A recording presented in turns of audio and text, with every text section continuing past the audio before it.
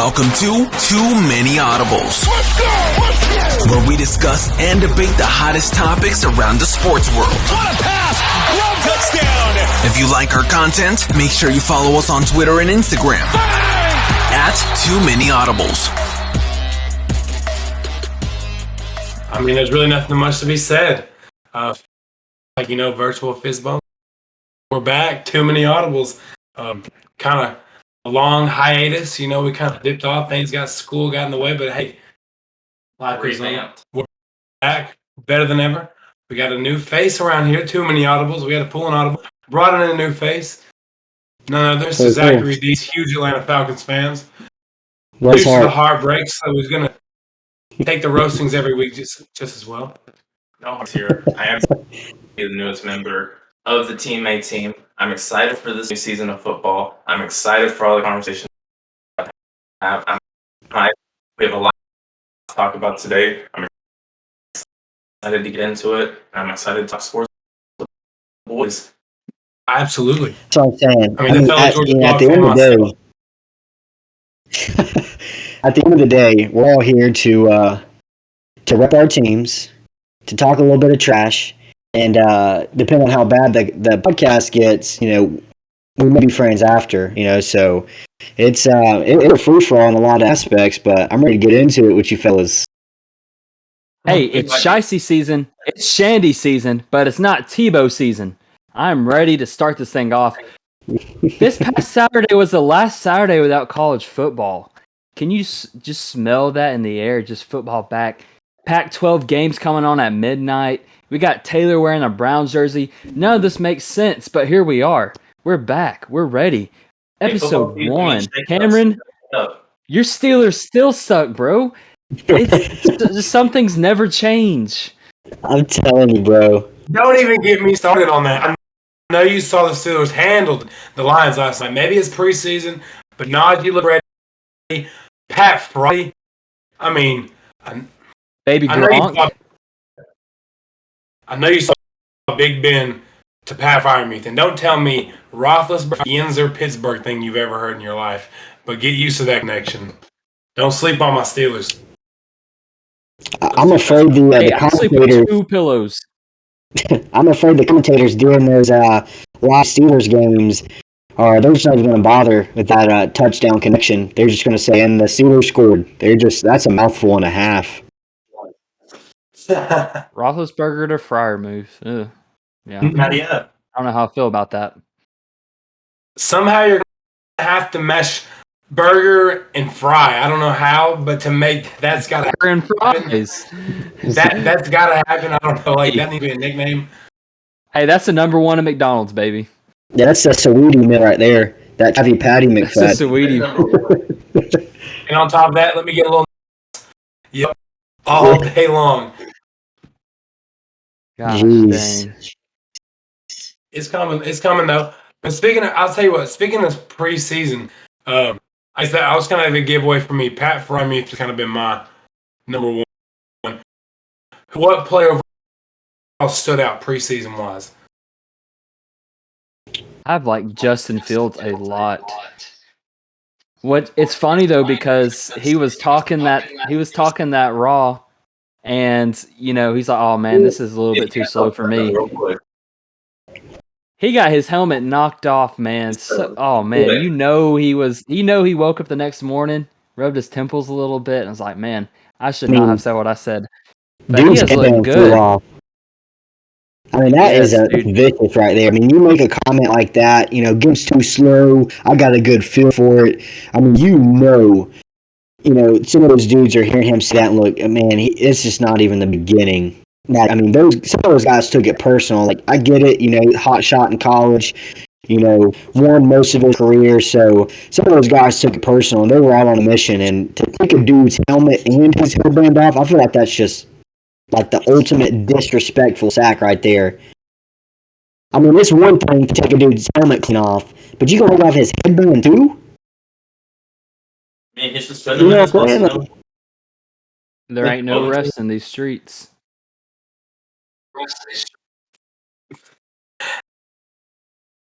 I will say though, after welcome to the NFL rookie. It's his moment. Oh no, for sure. I mean, that's just part of it. I mean, you're going to get rocked. I'm kind of surprised he got up as fast as he did, to be honest with you. He couldn't lay there too long. He's got an image. He's got to get up no matter what. I mean, Not lay there. I mean, it's one of those things.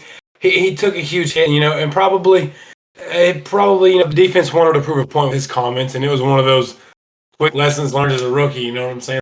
The game sped up, but I think overall, it's clear to say Justin Fields has been a surprise of the preseason. I mean, his talent and his potential has been obvious, but I mean, he's shown out, especially with his ability to escape in the pocket and roll out, make plays with the legs. I've been really impressed. I mean, yeah, I was gonna say don't pay too much attention to his passing. I mean, he was 9 for 19 for 80 yards, but really, if you just kind of look at the plays, when he gets flushed out of the pocket, which that cannot be happening in regular season, or he will end up like Joe Burrow. But the fact that he can keep the plays alive and he was mobile, I would already put him up there with like guys like Josh Allen and Mahomes. Not talking about passing, but rushing, just pocket escapability. I mean, well, Yes, okay. He is one of the most pure I'm with it, yeah. running quarterbacks. He's not like Cam Newton. He's not going to lower his shoulder, knock a guy out, but it's going to take a really conceited effort to take him down. He's going to run all over the field. He's going to run 70 yards around and complete an 8-yard pass. That's just how it goes. I see what he's saying with that. I get the running aspect, but you can make the comparison of those guys, but it still seems a little early to include Justin Fields in the category of Patrick Mahomes and Josh Allen-esque plays. No, it is not. No. It's preseason. We'll see. I don't care. If he gets to start, we'll see how accurate that is. I mean, going to LA playing against the Rams in that defense for his first start ever. But I do believe Andy Dalton starts that first game. He's going to be a sacrificial lamb. I mean, the dude, he has more opportunities to make plays like that because he's going to have to. It's not because he can just sit back in the pocket and make those perfect passes. He's going to be running for his life, especially against defenses like the Rams week 1. It's not going to be a cakewalk. So, of course, he's going to have to run around and make plays happen because they're going to be coming for his head. Oh, absolutely. I mean, that's what I'm saying. And I think it's one of those things. It depends on how you want to chalk it up.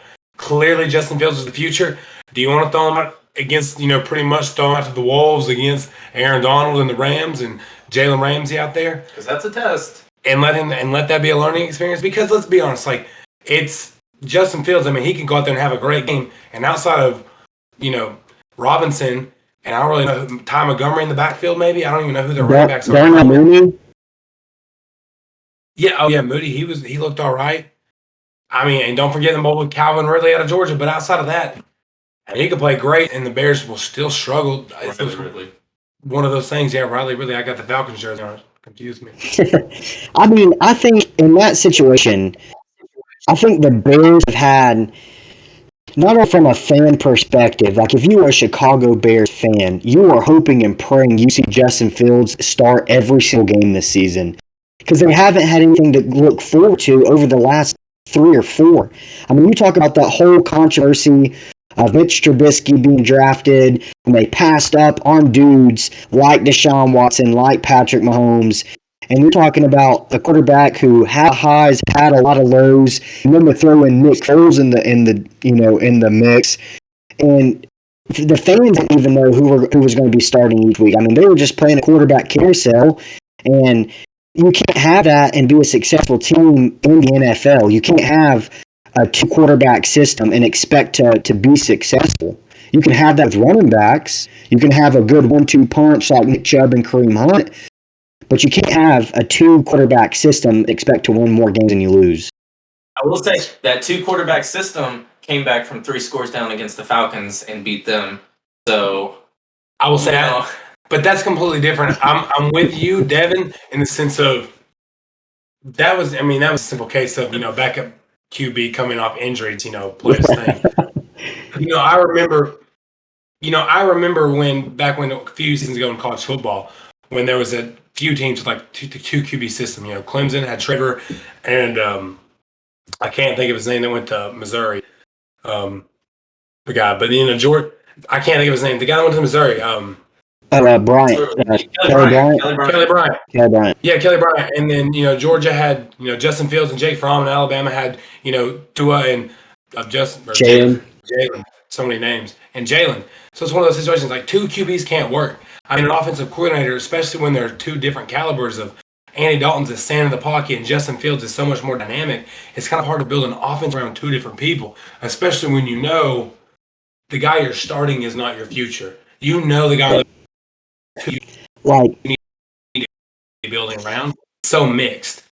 It would make more sense to me if Andy Dalton was a proven guy that can make them win now. Because a lot of times in those situations, it's relatively kind of like an Aaron Rodgers, Jordan Love type thing. I mean, Aaron Rodgers already wants out Green Bay. Obviously, it's a little different because it's Aaron Rodgers, one of the best quarterbacks in the league. But if you are, I mean, you don't just draft a quarterback and expect to just ride the bench for years and years if you think that he is your future. So the Bills would be doing a disservice not only to their team, to their offense, to their fans, to their front office by saying, no, Andy Dalton, you got it. Because I'm not convinced Andy Dalton can go out there and take them to the playoffs. I think Justin Fields presents a better opportunity to make that happen. I will say this, though. I think Justin Fields is the most pro-ready quarterback that is set up for success. And you would think Trevor Lawrence just right off the bat, but Justin Fields is surrounded by, in my opinion, better weapons, a better line. And I think coming out his first season that Justin Fields will have a better season than Trevor Lawrence and Zach Wilson and guys like that, just due to the fact that, you know, that offense is kind of set up to succeed around him. Whereas Trevor Lawrence, they still have a lot to figure out in Jacksonville. They don't have a solid starting tight end right now. Their offensive line, kind of like the word you use, is a carousel of players going in and out. And so when you look at Justin Fields and what he's done in the preseason so far, and just kind of, I know it's the preseason, you know, that's the excuse every year, but just seeing him have that mobility in the pocket and just look comfortable. And I think he is one of the most pro-ready quarterbacks in this class, just due to the fact that, you know, he has the wear and tear. Yeah, sure, Trevor Lawrence never lost a regular season game while he's at Clemson, but I think Justin Fields is set up to succeed better now with the program he's at. You know, if Trey Lance was more ready, I would say him, but I think Justin Fields is at the top for me. So I kind of disagree. I think you can look at it in a couple different ways. You can look at the most pro-ready. You're talking about physical, just intangible side, arm strength, speed, elusiveness, IQ, and then talking more of decision making, which kind of plays a part into that, you know, IQ thing. You can look at it that way, or you can look at it as which rookie quarterback is set up for the most success down the road. And I think it is Trey Lance. That might sound a little bizarre, but you put a rookie quarterback in Kyle Shanahan's system with a good offense who has had success over the last couple of seasons in a really stout defense, and the only thing that is keeping that defense from being top 3 in the league is injuries. If all of those guys can stay healthy, and you present this rookie quarterback in a Kyle Shanahan system with these offensive pieces, he's set up for as long as the team's healthy. I mean, he's going to make mistakes, and he's going to have to learn. But you're talking about down the road, I like the state of where the 49ers are at on both sides of the ball than I do the Bears right now. I would agree with that. I think my biggest thing is I think Trey Lance is still at least a season away from really competing at a level he needs to compete at. Like you said, Shanahan will get him right. It's only a matter of time. But, you know, like you said, that defense, man, is just on a whole nother level. And that's the whole reason, in my opinion, that they made it to the Super Bowl like they did a couple years ago. And Trey Lance, you know, just look at the talent he was throwing against. He was throwing against North Dakota State opponents. Like, you know, that level of playing field isn't the best, but he has the tools and the tangibles to be the most successful. But I think right now, and just the way it's set up, and just this state of the Jaguars right now, I think Justin Fields is, you know, the shoe-in player, in my opinion, to be the best quarterback right now. I 100% agree in a way with what you're saying. Trevor Lawrence he's in the worst situation, but that's how it goes being the one pick. You the worst team. That's a given. I like Justin Fields' situation. If they can find a solid offensive line around him. And, same with Trey Lance. I think he's 100% in the best position to succeed right now. Simply because that team is built to win, and it's built to win now, and it's also kind of built around building up a young QB because it relies on a strong run game and a strong defense if they can stay healthy. I know Trey Lance, he played in a weak conference, but also not playing in over 365 days, over a year of not playing ball because of COVID. That's a major disadvantage. I think he's looked all right. He's looked like he hasn't played ball in a year, but he's in the best position to succeed. I'd say Justin Fields, I'd even argue he's third on that. Put him above Zach Wilson. I'd say Mac Jones is second. I was about to say Mac Jones. He, through his just pure efficiency, he's created an actual quarterback controversy. And it's like if it kind of comes down to which system do you trust more? Do you trust Bill Belichick in the New England Patriots system or Chicago Bears? You know what I'm saying? It's one of those situations. So I believe therefore I'd put Fields third. But if we're just speaking raw talent, off a whole nother conversation, I think Fields could be a superstar in this league if he won't take major hits. He's looked great in my opinion in the preseason though. Yeah, and kind of touching on what you said, Taylor, too, Mac Jones has created a buzz around himself. Obviously, we know the success he had at Alabama. You can't discredit it, but you also take into consideration when you got 4 first-round offensive linemen, 3 first-round wide receivers. You're talking about a dynasty and a system that is just pretty much perfect with what Nick Saban has going on in Alabama the last decade and a half. But you look at Mac Jones in that Patriots training camp, and just like you said, he is creating. People expect Cam Newton to start week 1 because Cam Newton, and he's had success in the league. He's won an MVP. But dude is creating a name for himself, just like you said, strictly off of decision-making and accuracy. We saw, tons of that at Alabama. I was actually listening to the Pat McAfee show a couple days ago, and they had an insight during the show and was talking about Mac Jones, and the guy was saying that it would be very surprising if Mac Jones did not start just about every single game this season for the Patriots. You're talking about the buzz that he creates for the fans, and especially in Bill Belichick's mind, he's still got something to prove. You know what I'm saying? After Tom Brady hopped ship and went to Tampa Bay and won a Super Bowl, Bill Belichick is still on that grind of, it wasn't Tom Brady, it's my system. And what better than to give him a Tom Brady-like prospect to a rookie to build up and to start in a season where you got a little bit to prove. He did get a little young Tom Brady, just perfect enough to fit him in that system, hit those little dump offs, the little drags, and all those little passes he needs to release and just be efficient. He got the perfect. That's all you got to do. So you think Cam Newton's going to hold a clipboard and a baseball cap for the Patriots next year? You think Cam Newton? I think he at least starts. I think he at least starts game 1, and it's up to Cam when he doesn't start anymore. Well, I think as long as he plays yards, good. 2 interceptions.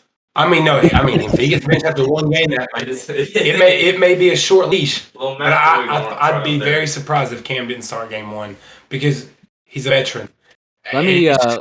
Let me stop you right there, Cameron, because I think that's the perfect transition. Because when you think of 2020 and just a season of ups and downs, the Patriots are at my top of the list. They underperformed to what they should be. But this offseason, they got Hunter Henry, Jonnu Smith. They're going to be looking nice. And you mentioned Cam Newton, a guy that's really faced a lot of adversity the last few seasons.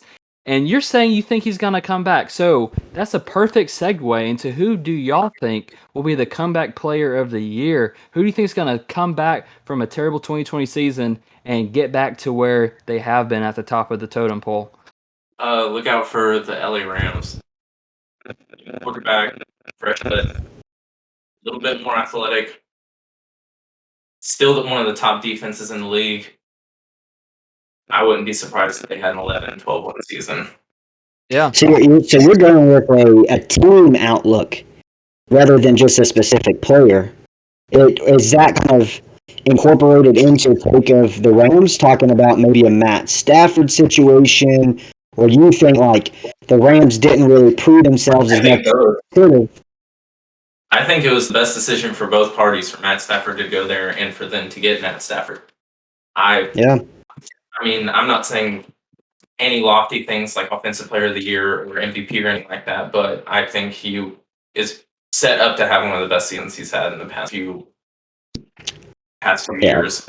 I would agree with that. I mean, Matt Stafford's a dog. I mean, literally.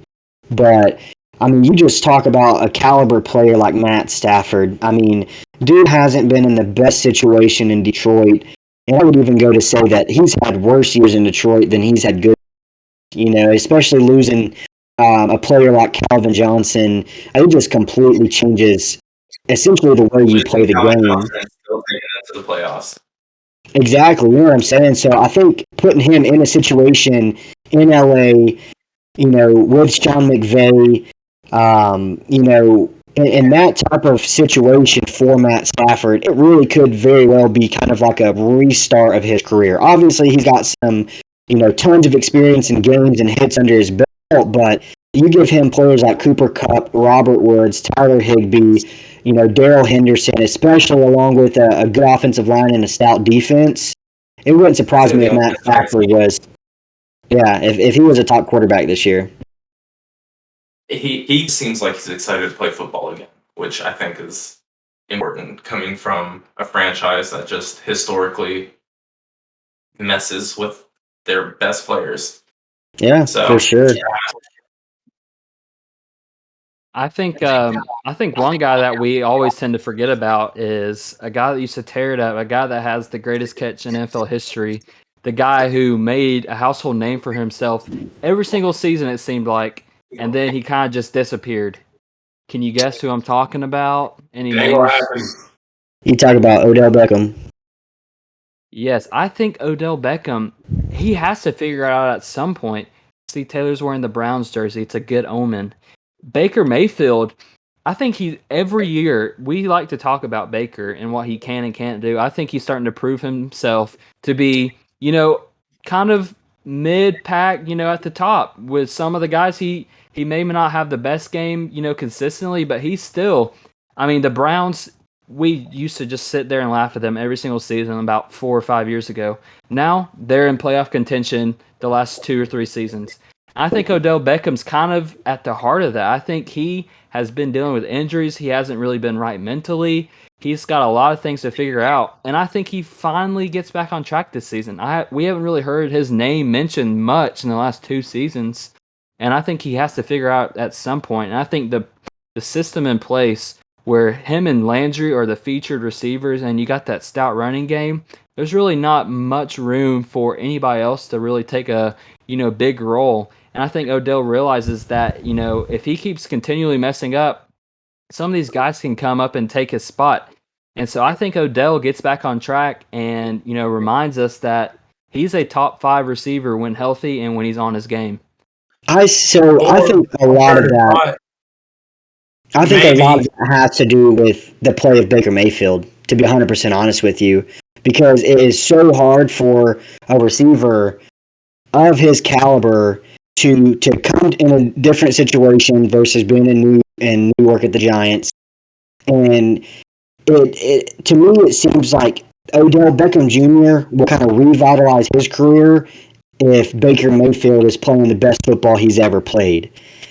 And we've seen over the last couple seasons, Baker has consistently kind of took those steps to prove that he is getting better. But with a receiver like OBJ and just his temper and just his personality, he's going to let you know. You know what I'm saying? And I think a lot of his future success solely depends on Baker Mayfield. I'm right there with that. And I think the Browns offense has to run through Nick Chubb first and foremost and Hunt as well. And if it doesn't, I don't trust until it's Baker Mayfield is in one of those situations of I believe it when I see it. He's got to prove it to me on the field that he can carry that team when needed. Now, I mean, albeit they got the playoff against Pittsburgh, and he looked good trying to lift the defense up. I mean, I know it sucks, but it is what it is. They came ready to play. Pittsburgh did not, and he looked good. But the one thing is that run game was going. It's pretty known. Like when that run game isn't clicking, Baker struggles as well. He's not a sit back in the pocket pick you apart. So I don't see Baker. I'd be surprised if Odell won it simply because I mean women lie, men lie when numbers don't. The Browns' offense is better when Odell's not on the field, and the Browns' offense is at its best when they're running first and not passing. So I guess I will take all that way and segue into what I'm going to say is, Bryce, you're going to like this, though. I think the comeback player of the year is somebody that wouldn't surprise anyone, but nobody's really saying. Give me Christian McCaffrey. I like that. He missed 75% of last season with lingering injuries. Weird COVID year. I think we're coming back. We got Sam Darnold back at the offense. If I'm not mistaken, the Carolina Panthers, they drafted a pretty good right tackle. Bryce, you'd know his name. Yeah. Brady Christensen. Yes. And they've got Robbie Anderson out there, Terrence Marshall. I like the receiving core. And, let's be honest. Christian McCaffrey's going to touch the ball if he's healthy 30 times a game, 25, 30 times a game. And he's going to receive for 1,000 and run for 1,000.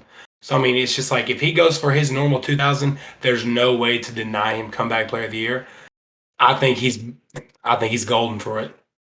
I like you said that because I was watching the top 100 players, and I was just it was scrolling at the bottom of the TV, and it was like I think it was 47 if I'm right. And it's like Christian McCaffrey. I was like, that's not right. He's top 5, man. It's just like you said, it's injuries. And Teddy Bridgewater, let's be real, he wasn't really moving packs like that last year. He was just doing what he could to survive. Sam Darnold, I think, has a lot to prove, and I think his success is reliant on Christian McCaffrey. You don't have to heave it downfield to Robbie Anderson and DJ Moore every play. Just dump it off to McCaffrey and let him run 20 yards like he will always do. When we tear up the Falcons, Taylor, that's what Mr. McCaffrey will do to y'all. So I like what you said. I think McCaffrey, he didn't really have too many injury problems at Stanford. I think he does bounce back. Hey, we had 4 wins last season, and one of them was against y'all, so. Okay. I can't argue with that. Falcons Nation, stand up. Rise up. Steeler Nation, sit down. Yeah, it's tough for me to pick one player necessarily for kind of a comeback player of the year. I feel like there's so many different connotations and definitions of a comeback player of the year. A lot of times it's often, involved with an injury in the previous season, coming back, having a great season. Much like Alex Smith, that is a storyline comeback player of the year if I've ever seen one.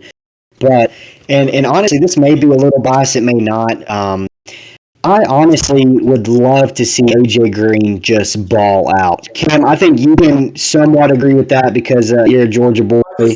Tori, you as well. But I honestly think, man, it's kind of like you talk about Matt Stafford, where it looks like AJ Green is just, he's happy and he's just ready to grind and play ball. And a lot of their kind of preseason, interviews, and they interviewed Kyler Murray the other night, and he has just nothing but great things to say about AJ Green. And you put AJ in a situation opposite of the surefire DeAndre Hopkins as your number one receiver. It's a little bit different role than AJ's used to. Pretty much his whole career in Cincinnati, really up until T. Higgins kind of, showed out, AJ Green was the dude. Let's not forget, dude's I believe a 5-time Pro Bowler. He is super talented. He can make plays, stretch the field, and especially you bring him into a situation in a Cliff Kingsbury offense with players like Kyler Murray, DeAndre Hopkins, Chase Edmonds, James Conner. I'd love to see James Conner have a great season. You bring in a veteran at center and Rodney Hudson. You got Christian Kirk, Rondale Moore, who they drafted this year, looked really good. So I think you put him in a situation like that, it is just a primetime opportunity for AJ Green to kind of, get back into it a little bit. He's not going to score 15 touchdowns, but it would not surprise me if we saw AJ Green a better season this year with the Cardinals than he's had in the last 4 years with the Bengals. If AJ Green can get the looks, because Kyler's going to run for. I mean, if he's healthy, 500, 600, 700 himself. So if AJ Green can get the looks, I'd love to. I mean, as a Georgia boy, I'd love to see him go. I mean, he was the first player that I can remember as a kid being excited to wake up and watch as a Georgia that played for Georgia. But don't be surprised if he went off for 700 to 900 yards, somewhere in that range. Maybe grab 8, 9, 10 touchdowns.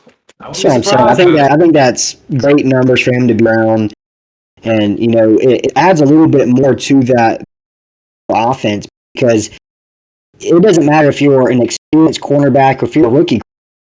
You know for a fact you can't leave AJ Green open. You know what I'm saying? Because he's still going to make plays, regardless of if he is getting a little bit older. He hasn't been as dominant as he has in the past. You can't just leave him open. So that naturally is going to create more opportunities for DeAndre Hopkins.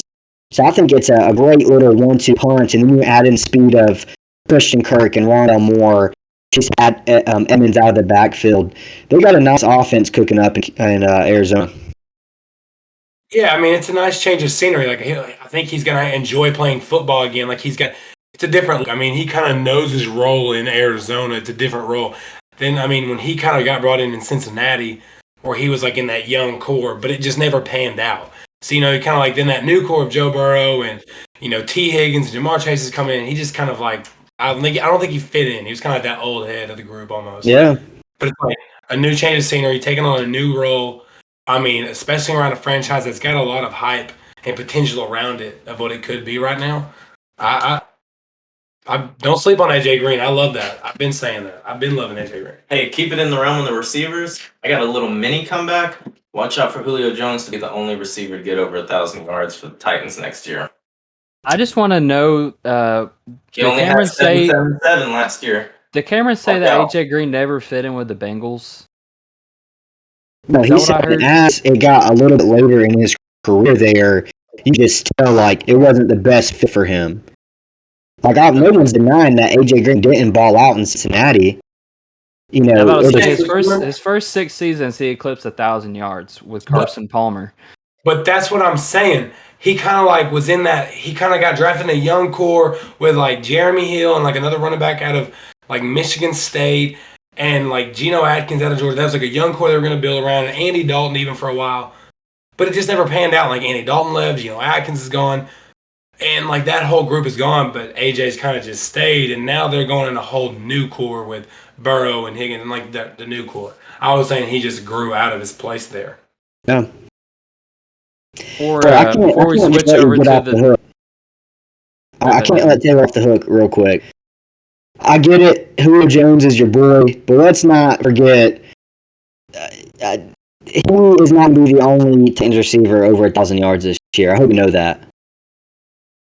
He played on a team with Calvin Ridley and only played 6 games last season and got almost 1,000 yards in and of itself. At this point, coming into a different system, it's a no-brainer that the Titans are still run first offense. And you got Derrick Henry. He's the top 3 running back in the league.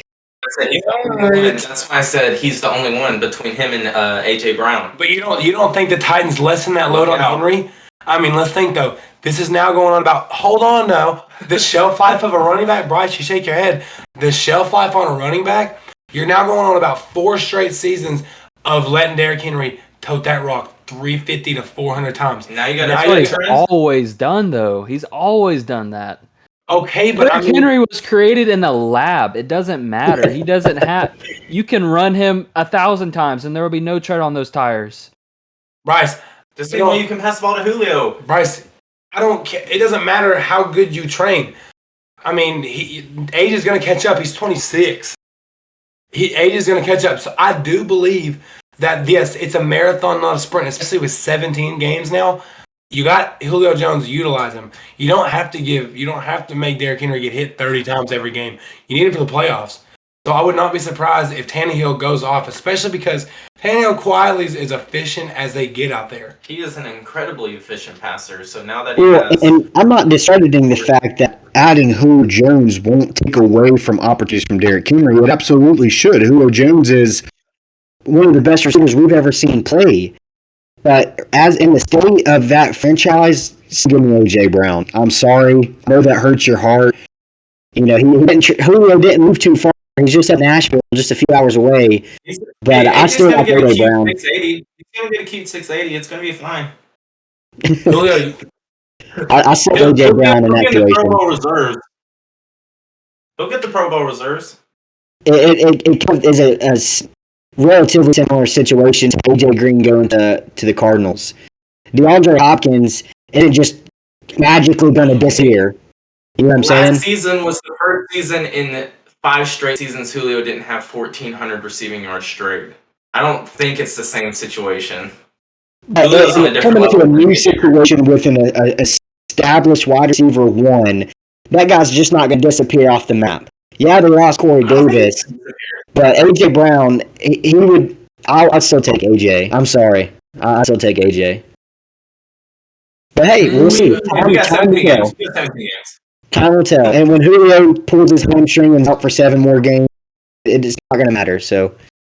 And when the Titans have it's 3rd and 14 in the AFC Championship, 48 seconds left, they got to make that pass, and Julio with the fingertips brings it in. Devin, you're going to hop on this podcast, you're going to go, maybe I should have taken Julio. That's fine. I'll accept my losses, but as of right now, I still like A.J. Brown. Give me Josh Reynolds in that receiving core. Give me Josh Reynolds. Oh man, that's also a good segue too. I mean, Julio's been dominant since I was in the womb back in the day, and so I think he does have a lot left to offer. Who do y'all think is going to be, drumroll please, offensive defensive player of the year? And let's try to think outside the box. Let's not say Aaron Donald like we always do. Yeah, I'll tell you, I've got a very outside the box one that I need to happen. It's a Steelers player I already know, but I'm interested anyway. No. I'm telling you, it's not a Steelers player. I got a pretty hefty bet on Mr. Fred Warner for the inside linebacker for the San Francisco 49ers. Caught him at a plus 9,000 odds of a defensive player of the year. Don't sleep on him because he just got a 5-year, $84 million extension in the offseason. So who knows? Maybe the Bosa brothers back up Solomon Thomas to plug those defensive players up front. Hey, and that linebacker flows. I'm expecting the 49ers to have a dominant defense led by him. He's not Luke Kuechly, but he is pretty good. Luke Kuechly was never Luke Kuechly, man. That boy.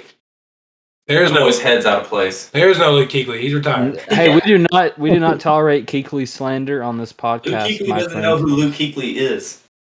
Hey, he's got a little bit left. It went through the blender a few times, but besides the point, I do like that pick, Cameron. Fred Davis, like you said, it just all goes back to that defense. Fred Warner, excuse me. That defense, man, top 3 when they're all healthy, and it's just the name of the game for the 49ers. Last year when they were all injured, we forgot about him. But Fred Warner, I do like that pick. I doubt he'll win it, but I do like that pick. I got an unexpected pick. Look out for Jamal Adams on a defense that has no key players except let him rake in those stats. Let them get to the playoffs to boost that record and show that his defense is really what's holding them. And he got that back and 2 years in that system where he already... I think Jamal Adams is overrated.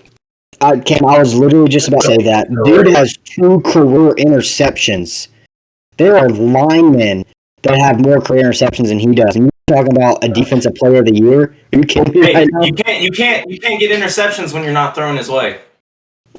Okay. Hey, when you're scared to throw, I don't want. You can't. You also can't get interceptions when you're not on the field, and he's been injured many years of his career. So that's also. He had a very healthy season, a very good season last year. The reason Seattle brought him in was strictly to add to their pass rush. Jamal Adams is one of the best pass rushing safeties in but you're not going to put him on the island with. That's just not going to happen. And if you do, then it's not going to end well. Load the box. That's what I'm saying. Load the box, put an 8-man box, slide that safety down, throw him on a tight end all day. But I mean, I don't know. As we move towards a pass-heavy league, I mean, it's just more of, I don't know, man. I think he's overrated. He's going to have to show it to me. I think he's overrated. My pick for an early defensive player of the year. I could have went several routes here. Just kind of straight off the dome. One player I have in mind is Darius Leonard for the Colts. I said that last year. That guy is just so talented, and I think it'll be interesting to see how the Colts do as a whole. You know, with the whole Carson Wentz situation, maybe Jacob Eason sliding in there. You know, if it doesn't pan out, but Darius Leonard to me just seems like he's one of those guys that to me will be like a Bobby Wagner, that will be like a Luke Kuechly, that will be like a Brian Urlacher. That's just steady, and you just always get production from them. They're going to be great leaders in the locker room. They're going to call out plays on the field, change it up at the last minute, bring them in different coverages. And you're talking about a guy that still has plenty in the tank and can really be that superstar on defense for the next 8 to 10 years. I really like Darius Leonard. And obviously, his stats will be a little padded if it's the Carson Wentz we saw in Philly, because let's just make it, obvious. The Colts won't be on the field too long, constant 3 and out. So his stats could look a bit better due to that. But I like Darius Leonard this year. I like that Colts defense, so I do like that pick. I think my guy is, someone that we all know, and we all know what he can do, but he always just kind of seems to. It's like the Cars movie, like Lightning McQueen, and just all those guys. There's always one guy right behind Lightning McQueen, and so that guy for me is T.J. Watt. T.J. Watt, Cameron. If you know, and I think we all do because you remind us every day, just about T.J. Watt on that loaded Steelers defense, where it seems like there's playmakers at every facet. There's still a guy that remains and still separates himself from the pack, and that's T.J. Watt. 15 sacks last year. The year before that, 14 and a half sacks. The year before that, 13 sacks. It's on a number graph. It's just going up and up every year, and I think he even gets more this year. And I think T.J. Watt finally gets the respect that he deserves. I mean, I know he's made Pro Bowls and he's made All-Star selections and all that, but I think that just with that defense and the way that they're really relying on him to be the pass rushing star, and other guys can do it, but TJ Watt, like I said, is just on a different level than anyone else on the Steelers when it comes to that. I think TJ Watt, makes a strong case for, especially with an extra game this year. I think he can hit 17, maybe even a little crazy, 17 and a half sacks this season, and that's not far fetched. And I think with a couple interceptions in there and tackles for losses that he also, can get to, I wouldn't count it out, and that is my pick for Defensive Player of the Year. I personally love that pick. Just want to throw that out there. I know you do, Cameron. I know you do. Okay. You like all things Steelers, my friend. I will say though, and if one thing that helps build his case though, there is a really solid chance that the Rams could have the 1 seed in their division. I mean, depending on how well the season goes, maybe NFC sit out that and Aaron Donald rests week 17. Where the Steelers may not have that same luxury, and Watt may have an extra game on him. So it could come down to that, because, they were neck and neck last year in sacks and tackles for loss and all that, when I think he got robbed. So don't sleep on T.J. Watt. I like that pick.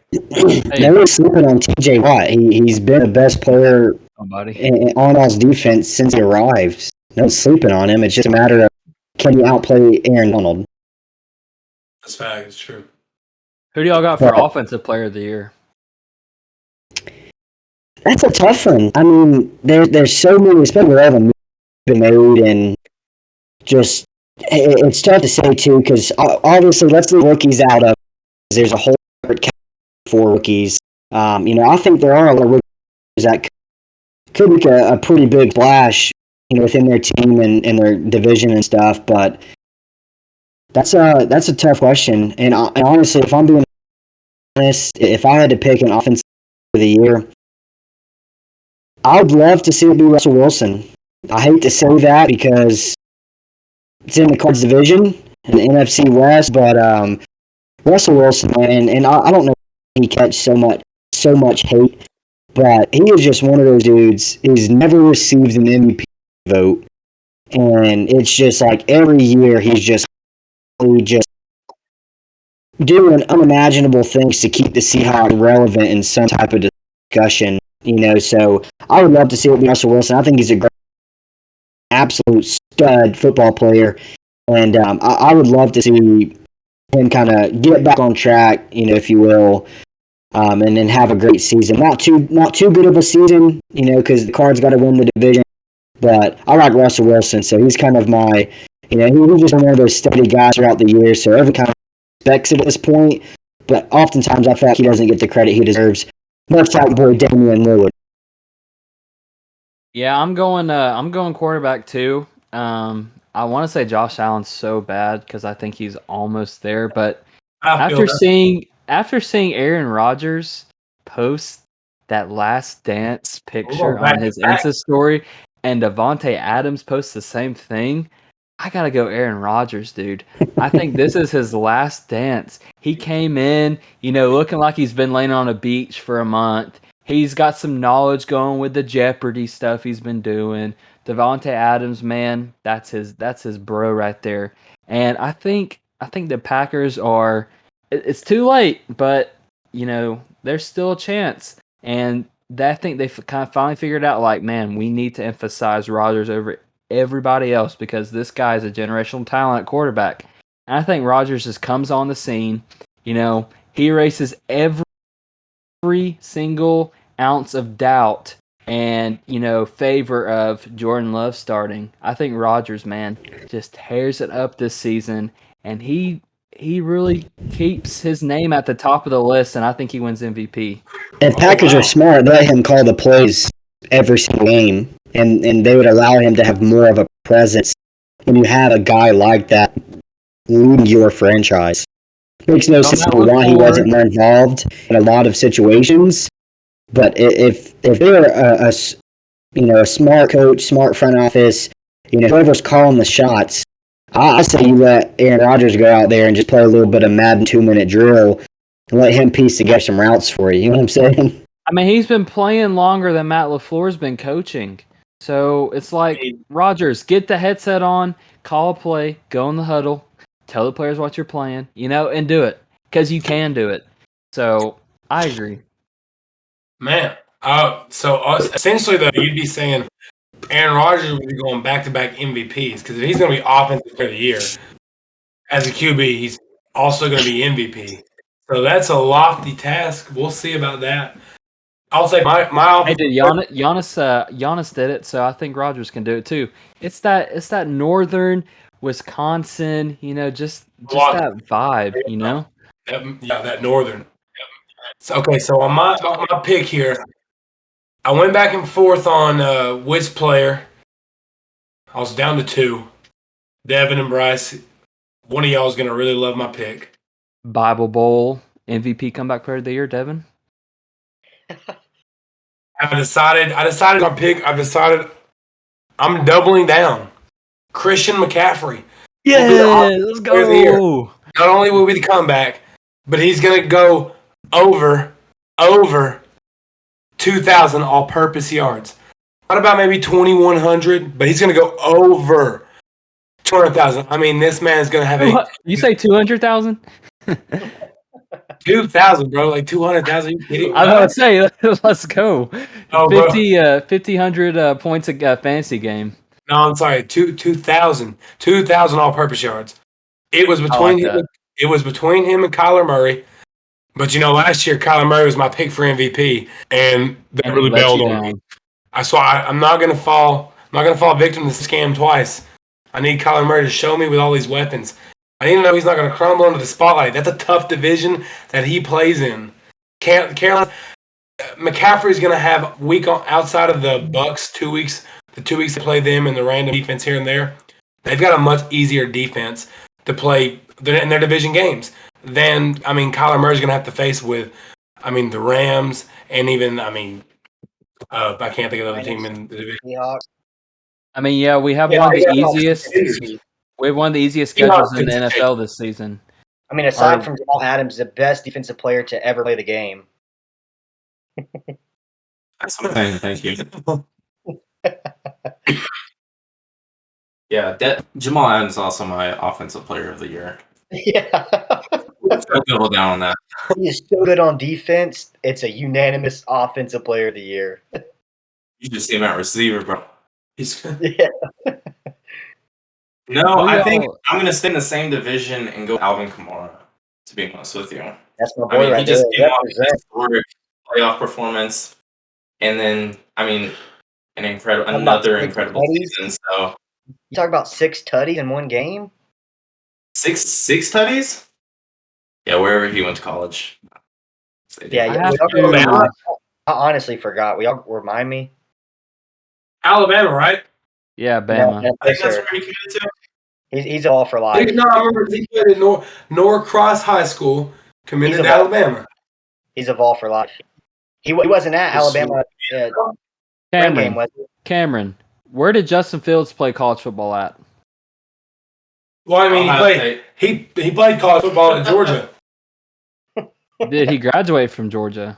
No, he graduated from anywhere. Where did Kirby Smart send him after he decided Jake Fromm was the better quarterback? He didn't send him anywhere, to my knowledge. He sent him into a fake punt formation. He shipped him out of there, man. Hey, I'm just answering the question straight up. As far as I'm concerned, Justin Fields made his own decision to leave on his own free will. Right. Kirby didn't send him anywhere. Yeah. All I gotta say is I'm done speaking on that. I'm done being salty over that. Do I love Justin Fields? I'm a huge fan of his. Would have loved to see him play 3 years. I was the biggest fan of him from the beginning, called it. But you know what? At the end of the day, what did Justin Fields do in college that Jake Fromm didn't do? Nothing. They both won a playoff game and they both lost in the national championship. I'll give it, he's got a higher ceiling. But as far as Georgia's concerned, which one of them can be a starting quarterback in the NFL this season? What? Hey, Jake Fromm's a good performance. I'm sorry, who just won that preseason head-to-head battle? Who won the head-to-head? Does it give you better sense of just contentment that knowing that Justin Fields had a better stat line than Jake Fromm did? Hey, Jake Fromm, he led that game-winning drive, bro, for the Bills. He's ready for the NFL. When when he goes down, when Josh goes down, it's done. Starting to sound like Aaron Murray all over again. Hey, we don't speak bad about Aaron Murray. Okay. Well, enough of the Georgia slander because clearly invented Saturdays. Because my program is 10 times better than y'all's, so I'm not here to debate that. Brothers' programs suck. But anyway, you ready to talk about some college football? Can we get off this preseason already? I don't even know how to end it and transition it now. Yeah, that's fine. Let's look. This season, NFL, I don't know about y'all. I'm excited for fantasy. Fantasy football helps me during regular season NFL because, to be quite honest with you, I pay more attention. And I feel like that's a very natural thing, is you pay more attention to the NFL and to specific players when you play fantasy football and you're invested than when you're not. You know what I'm saying? Sure. So being able to watch those players on a Sunday, a Monday, or a Thursday primetime game, and you need 12 points from your tight end to win in the week's matchup, you're watching every single snap of that game, and you wouldn't if you weren't playing fantasy football. That is facts. You're gonna all time in your life that you're gonna go to bed mad that Jared Cook had 4 catches for 25 instead of 30 yards. That's what I'm saying. It'll be a fun season. I'm excited for it. Just being able to watch a lot of these teams perform, a lot of these rookies, man. There's a lot of hype around some of these guys. Seeing kind of new acquisitions for teams and really just seeing how it's going to pan out. It should be a little bit more of a normal season, adding that extra regular season game. So it should be a fun year for sure. I'm excited to keep up with it. As always, we'll be reporting live, every week, touching on this subject and just kind of crazy things that happen. Definitely be a little bit of fantasy football, kind of talk going back and forth a little bit, considering all of us are in the same league. So that should be interesting, especially on the weeks we play each other. Expect a little bit more snack talk, but it's going to be a good season, and I'm ready to cover every week with you guys. I am too. Exciting. Man, football's around the corner. I'm waiting for it. I can't wait. For sure. Well, to all of our listeners, whether you've been around, for a minute, or if this is the first episode you're tuning into, we appreciate it. We do this for fun and we enjoy it, and kind of as a way for us to stay connected. But it doesn't make sense to do it if we don't have people listen to our content. So we appreciate it. Our Discord is in our link on our social medias. So make sure you guys join that Discord. It'll kind of be the hub to stay up to date with, new releases and really just, talk about whatever you want. We got several channels for that. So just stay tuned, and we're excited to keep pushing out some content to you. And shout out to Matt, our tech guy, for setting that up. He's been great so far, and we are also glad to have him on the team. So, Go Matt. Yeah, let's give it up for Matt. Appreciate you, boys. Let's go. Well, it wouldn't be the end of an episode without a proper Go Knowles. I don't like Oh, that. Lord. We're just going to cut it off right there. We'll catch you next time. Stay tuned for more content. Deuces. Run touchdown. If you like our content, make sure you follow us on Twitter and Instagram at Too Many Audibles.